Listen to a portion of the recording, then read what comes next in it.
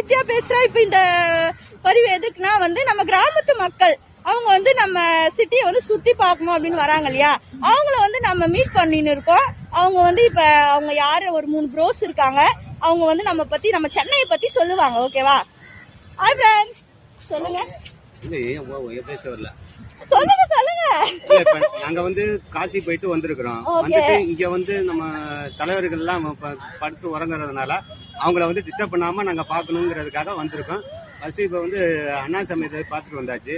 அடுத்து எம்ஜிஆர் சமாதியும் ஜெயலலிதா அம்மையாரும் அடுத்து கலைஞரையும் பார்க்கணும்னு நாங்க விருப்பப்பட்டிருக்கோம். இப்ப அதனாலதான் என்ட்ரி ஆகிட்டு இருக்கோம். ஓ, நீங்க இதெல்லாம் பார்க்கணும்னு ரொம்ப ஆர்வத்தோட வந்திருக்கீங்க. ஆர்வத்தோட வெள்ளரி கிளை வச்சிருக்கீங்க. வெள்ளரி அப்படியே எடுத்து சாப்பிடுங்க. இன்னும் 2 நாள் எடுத்து சாப்பிடுங்க. இந்த நீங்க வந்து நில்லுதா யூடியூப்ல வரதான். நீங்க சொல்லுங்க, நீங்க சென்னைக்கு எதுக்கு வந்திருக்கீங்க? சுத்தி பார்க்க வந்திருக்கீங்க. சென்னை அவ்வளவு பிடிக்குமா? ரொம்ப பிடிக்கும். சரி அண்ணா, உங்களுக்கு விஜய் பிடிக்குமா? நம்ம தளபதி எங்களை பொறுத்த வரைக்கும் எல்லா நடிகருமே பிடிக்கும். நல்ல விதமா நடிச்சா எந்த படமா இருந்தாலும் பார்ப்போம். அது இல்ல, இப்ப அவரு படத்தை விட்டு இப்ப அரசியலுக்கு வந்திருக்காரு இல்லையா? ஆமா. இப்ப அத பத்தி உங்க கருத்து சொல்லுங்க.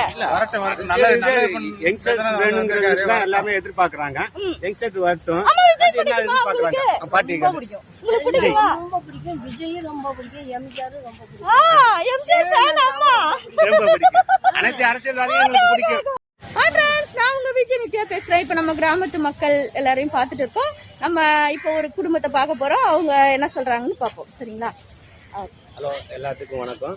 வணக்கம். வந்து திருச்சி மாநகராட்சியில இருந்து வந்திருக்கோம். ஓகே. வந்து தலைவர்கள் எல்லாம் பாக்குறதுக்காக வந்திருக்கோம். இங்க வந்து பாத்தீங்கன்னாக்கா இப்ப யங்ஸ்டர்ஸ் அரசியல் ரீதியா பார்த்தோம்னாக்கா விஜய் வந்து இப்ப வந்திருக்காரு.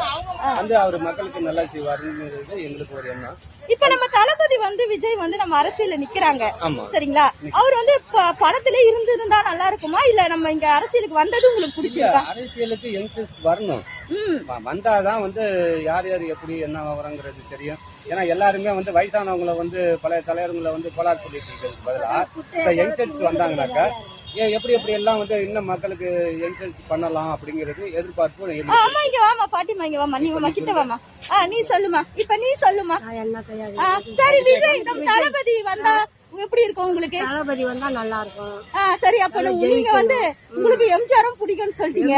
அப்ப எம்ஜிஆர் நீங்க சைட் வச்சீங்களா? ஆமா. எம்ஜிஆர் தலைவரை நம்ம சைட் அடிச்சுட்டு நம்ம அவங்க ஜோடிய புடிச்சு இப்போ வந்து நம்ம விஜய் தலைவரை ரசிக்கிறாங்க. சரிங்களா? சரி, உங்க பேர் சொல்லுங்க. அம்சவல்லி. முன்னாள் எம்ஜிஆர் ஆளு, தலைவர் ஆளு.